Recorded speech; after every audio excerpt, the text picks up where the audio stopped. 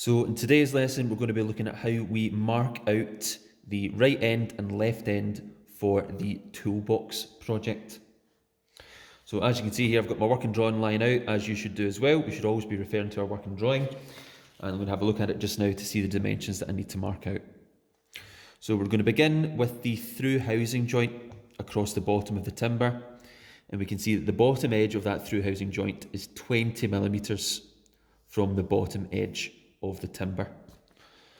So for just now, I'm going to focus on my right end. I'll put the left end to one side for the moment. I'm going to take my steel rule and a tri-square, and we'll mark this line across the joint.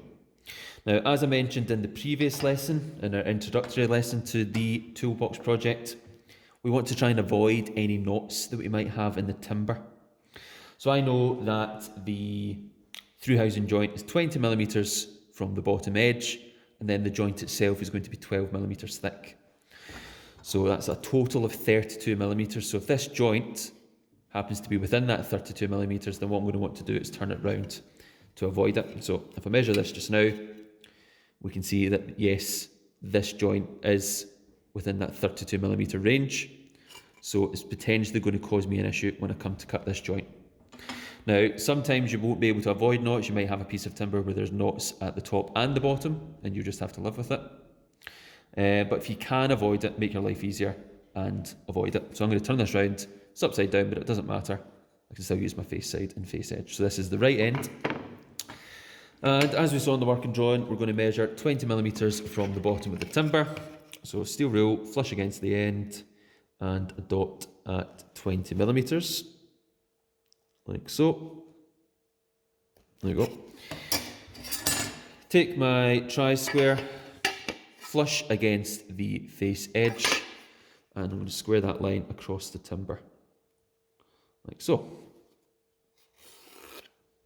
Okay. Now, according to the working drawing, the thickness, the width of this particular housing joint is 12 millimeters. Now I could measure 12 millimeters from the line that I have just measured, or I could use my bottom edge as a datum and measure 32 millimeters from the bottom edge of the timber.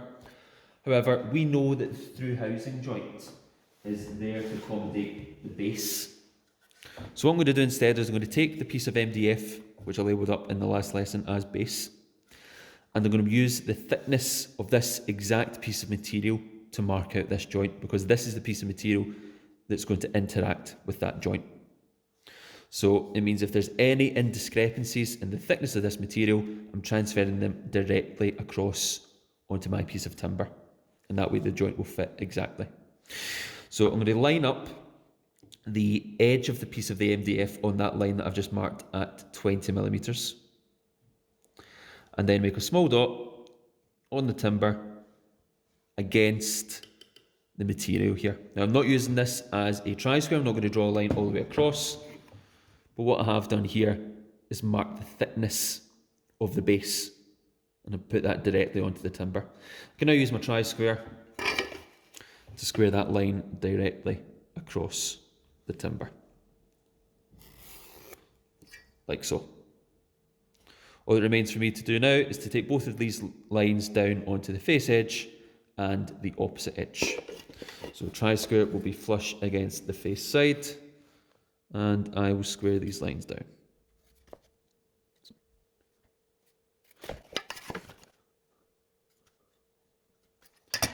So we've marked out across the timber here the length of the through housing joint, and now need to mark the depth of this joint.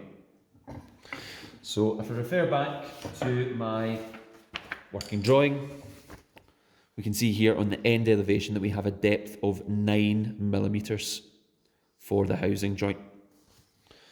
So I'm going to take my tri-square, I'm going to take my marking gauge, and I'm going to set my marking gauge to 9 millimeters. So I'm going to loosen off the thumb screw, slide the stock up and down, just using my thumb here, and set the distance between the stock and the spur to 9 millimeters, remembering to always hold my steel rule on the outside of the spur rather than against the stem. So on the outside of the spur, slide it to 9mm, tighten the thumb screw, and just double check that it hasn't shifted when you did so. Mine moves slightly. I'm going to give it a tap on the bench just to try and adjust that. Okay, happy that that's now on 9mm, so give the thumb screw a final twist to get it nice and tight. So marking gauge set to 9mm. The face of the marking gauge, which is the top side of the stock, will go against my face side on the timber, and I can mark the depth between these two lines here. If you wish, you can put this in the vise, and in fact, for the purpose of the video, I will do that just to make it nice and simple. And it means you can then use both hands on the tool to score this line. So, nothing too complex there. Mark that line in, so we now have a depth marked on the edge. Turn the timber round and do the same on the opposite side. Now, this time my face side has moved, so my tool is now on the opposite side compared to where it was last time round. And I'll score that line in. Pencil it in, like so. So I've fully marked out this through housing joint. All that remains is for me to mark this area as waist. So I'll do that just now. Everything above that line is waist. Same with the face edge, all of that is waist. And then everything between these two lines on the face side can also be marked as waist.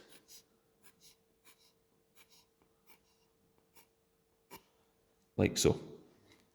So we've fully marked out the through housing joint across the bottom of our right end here. If we go back to our working drawing, we can see that we have two sloping edges to cut from this end piece as well. So that's what we'll mark out next. So we can see we have a height, if you like, of 78mm. So from the top edge to the bottom of the slope is 78mm. And it's stepped in from the right-hand edge by 50mm. So I'm going to begin by marking this dimension of 78mm across the timber. So taking my steel rule, measuring from the opposite end of the timber as to where it was previously, so the top end this time. Steel rule flush against the edge of the timber, marking on the face side a dimension of 78mm.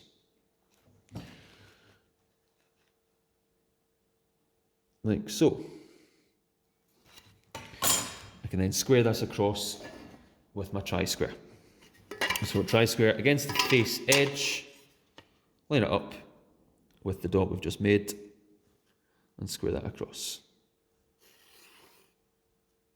So my tri-square shifted slightly there. I'll just make sure I get that line nice and accurate.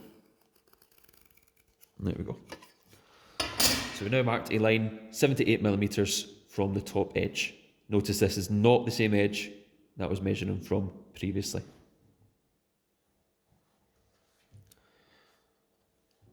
So our next dimension is the 50mm that we need to measure in from the side of the timber, from the edge of the timber.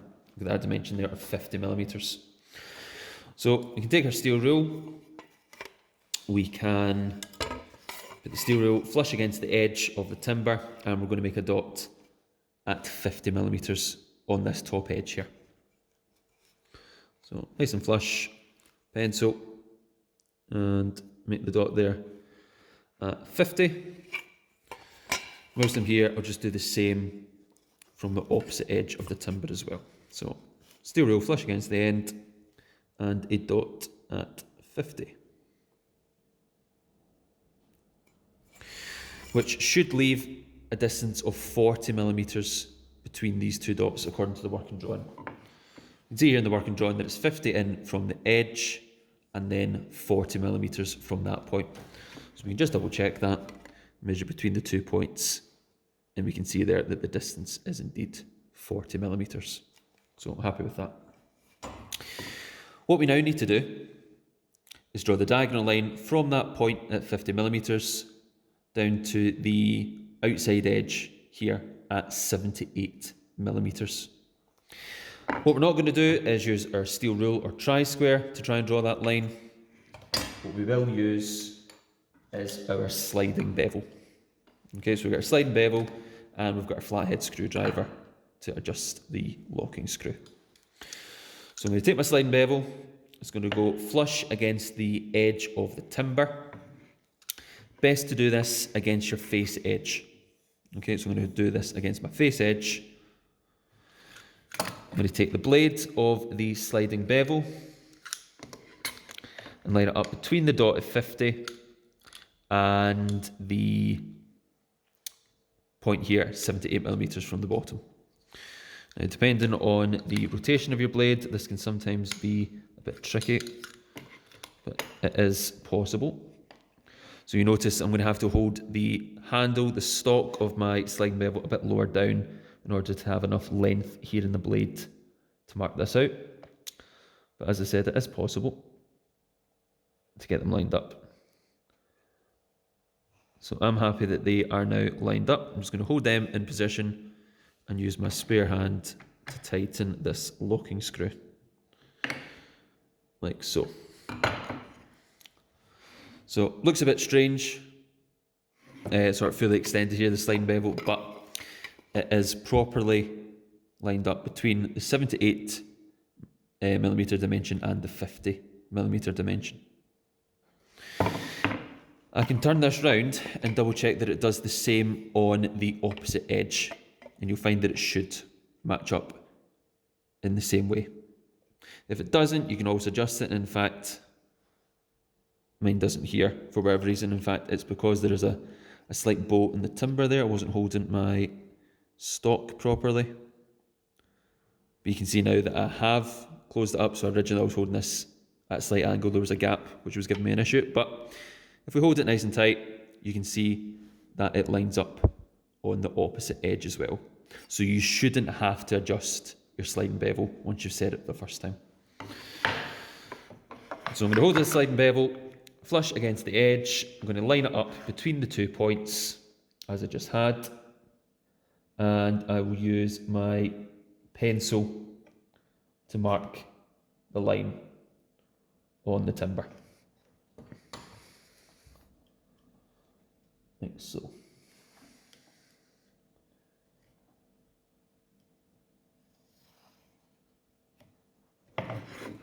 Turn this round, do the same from the opposite edge.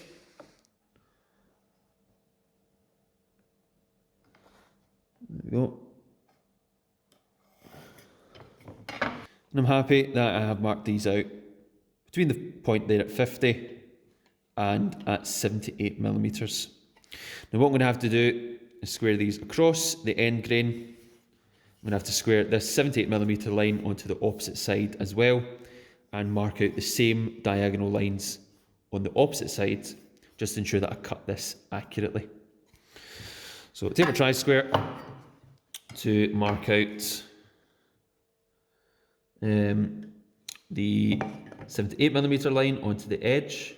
Just square it down onto the face edge, and then square it around onto the opposite side. Tri-square against the face edge, like so.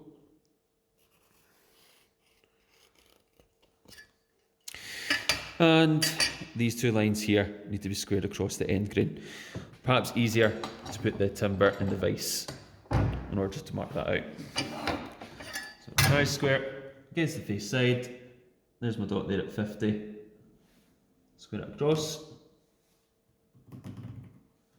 Turn the tri-square around and mark it out the same for the next one. Then I'll just repeat the process with the sliding bevel to mark out the diagonal lines on this opposite side.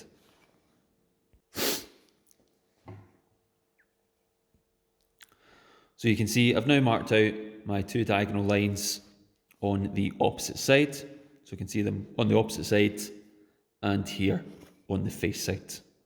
So it's between the two lines at 50 millimeters and the 78 millimeter dimension from the top edge.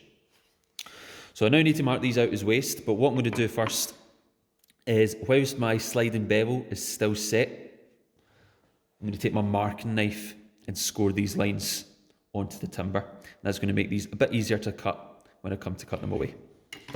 So holding it flat against holding the timber, flat on the bench, sliding bevel back in the position you just had it as you marked out these lines, like so.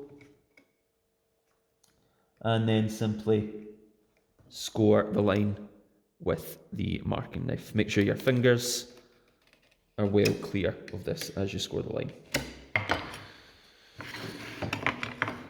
Same on this side. So now we only have to do this on the face side because that's the side that we'll end up sawing against. We don't have to do it on the opposite side as well. There we go. So we've scored these two lines with the marking knife on the face side, and that's going to make them easier to cut later on. So put the sliding bevel and the marking knife to one side. I take my pencil, I can now mark these areas out as waste, just to make it really obvious that they are being removed. Okay, same on the opposite side.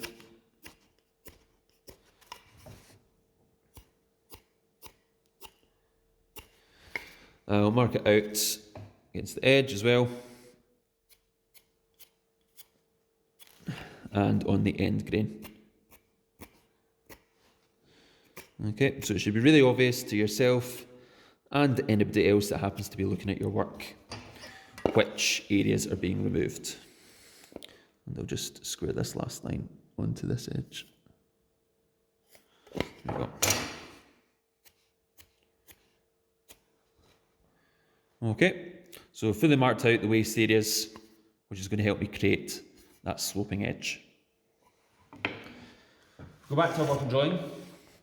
We can see on the top of the end piece here, we've got a circle with a diameter of 25, and the centre of that circle is 25 millimetres from the top edge. And that's a hole that's going to be drilled. We can see the hidden detail here on the end elevation. We can see that that's an area that's going to be removed. It's a hole that will be drilled, and that's going to accommodate the handle, okay, at diameter 25 millimetres. So we need to mark out the centre for this particular hole to be drilled. So we know that it's 25 millimetres down from the top edge, so that's the first thing we can mark out. Take our steel rule. We can put this on the very end of the timber here and make a dot at 25 millimetres. It's best to not try and hold your steel rule in the middle of your timber. It's going to be more accurate if you can make this dot closer to the edge. Okay, so 25 millimetres is right here. Just make careful that you don't get confused between the dimension you've just measured and any of your waste markings. Make sure you know which point you're actually looking at. Steel tri-square against the face edge. Slide it up to that point you've just marked at 25 millimetres. Now we don't necessarily have to draw the line the whole way across the timber. All I really need is between the two diagonal lines, like so. Okay. Now, again, back at the working drawing, we know that the distance between the top of the two slopes is 40 millimetres, and we already proved that when we measured between them with our steel rule. So half of 40 millimetres is 20 millimetres, and then we'll simply score that line down until it crosses the line that we've just marked. So again, the best way of doing this might be to put this into your vise. However, if you're comfortable holding it in your hands, that's fine. So between the two there is 40 millimetres, and I'm making my dot at 20, halfway point, like so. And I then want to transfer that 20 millimetre point down until it crosses this line here. Now, You might want to use a tri-square for that, but that's not really the job of the tri-square. What we'll actually use is our marking gauge, which is the best tool for this.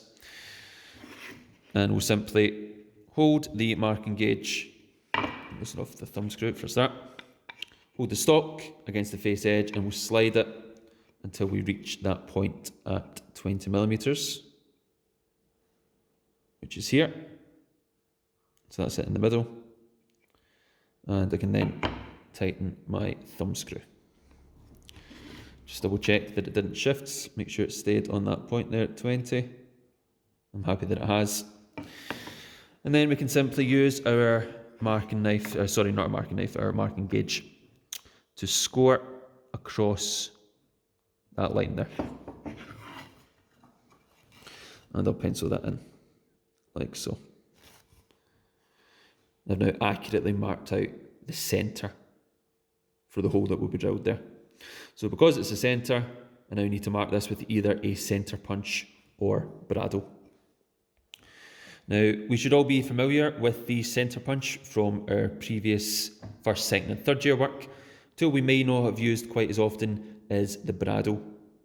Okay, but it performs the same function. It will mark a centre for us on the timber.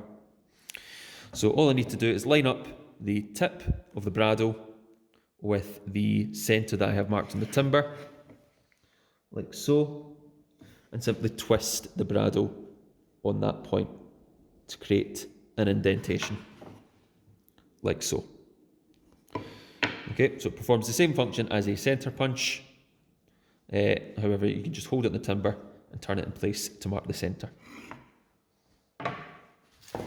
If we have a look again at our working drawing, we can see that all that remains to be marked out are the positions of the 4 8mm holes, which are going to be used for dowel joints to join the ends to the right and left side pieces.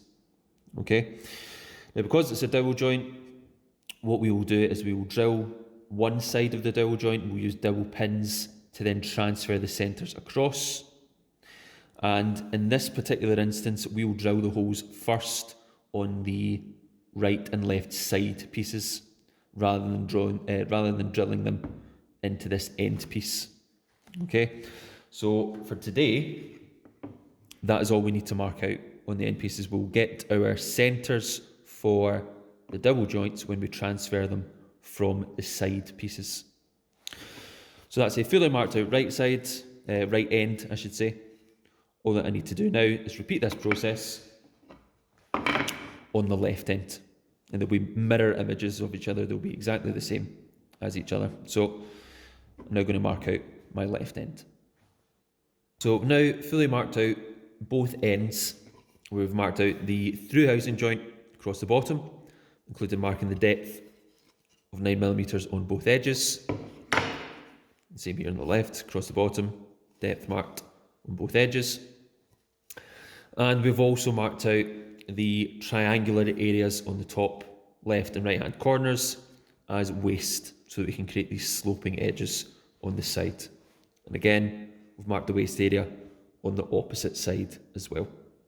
Okay, I've also scored these lines with my marking knife to make them easier to cut. And finally, we've marked the centre for the hole, which is going to accommodate the handle between the two ends.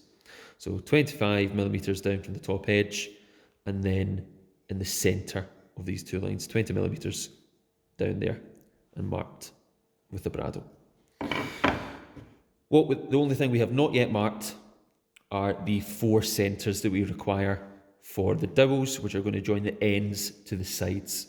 And like I said, we're going to use the sides first. We'll mark them out, we'll drill them, and we'll then use dowel pins within the sides to mark out the centres here on our end pieces. So for just now, that's all we can do in regards to marking out the ends. In our next lesson, we will look at how we mark out the 2 side pieces for the toolbox project.